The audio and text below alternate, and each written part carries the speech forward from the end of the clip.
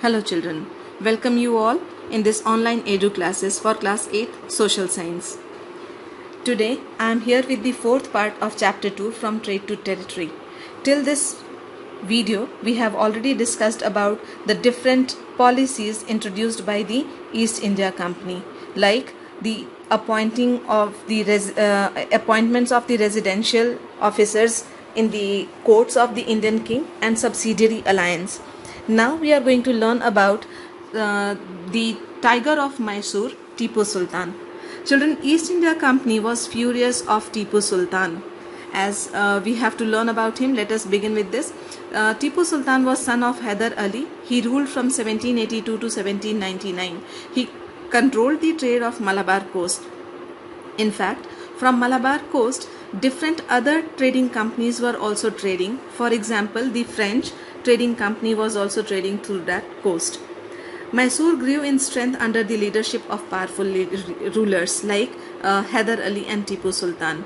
Children, as Tipu Sultan already understood the view of East India Trading Company, that under their annexation policies they are going to annex the entire Indian kingdom, and thus he stopped all his local traders to trade with the East India Company. East India Company was very furious of this and they tried to crush them. They fought 4 different battles in 1767, in 1780, 1790 and 1799. Apart from this, Tipu Sultan was also having a very good relationship with the French. The army of Tipu Sultan was modernized with the help of the French. They used the rocket technique even in 1790s. In the Battle of Seringpatnam, the company defeated Tipu Sultan. He was been killed, and finally the subsidiary alliance was imposed on Mysore and the dynasty was given to the previous dynasty or the former dynasty, that is Wodeyars. After this, children, there were the other dynasties also, like the Marathas. Marathas dreamt of ruling from Delhi. They started moving from their path towards Delhi to rule from Delhi. But in the third battle of Panipat, that was in the year 1761, the Marathas' dream shattered down as Mahodji Scindia was defeated by Ahmad Shah Abdali. Thus, the dream of ruling from capturing Delhi and ruling from Delhi shattered drastically. Marathas were divided under the several chiefs into different states. They were Scindias, Holkars, Gaikwads, Bhosles, etc.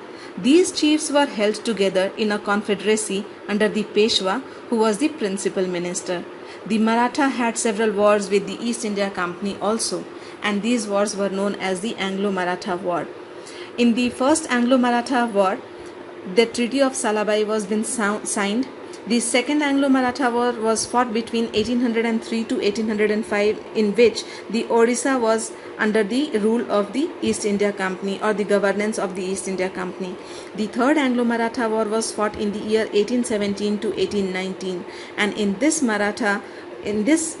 battle, the Maratha power was completely crushed and the Peshwa was sent to Bittur near Kanpur with pension. The company now had a complete control over the territory in the south of the Vindhyas.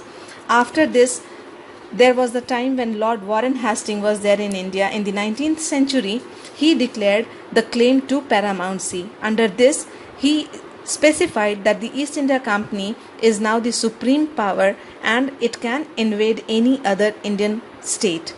And under this, they were also been opposed by several rulers. For example, Rani Channamma, who opposed their demand and fought against them. She was captured by the Britishers and in prison only. She died in 1829. After this, the East India Company was also furious of the Russia of invading India. Thus, they also moved towards the northeastern part of the country and thus invaded Afghanistan and had established indirect rule over the Afghanistan. Not only that, the East India Trading Company also attacked on Punjab, but as Maharaja Ranjit Singh was the ruler, the East India Company could not succeed in its view. Finally, after the death of Maharaja Ranjit Singh Ji, the East India Company was also able to annex the Punjab in the year 1849. East India Company now devised the new law, that was the doctrine of lapse.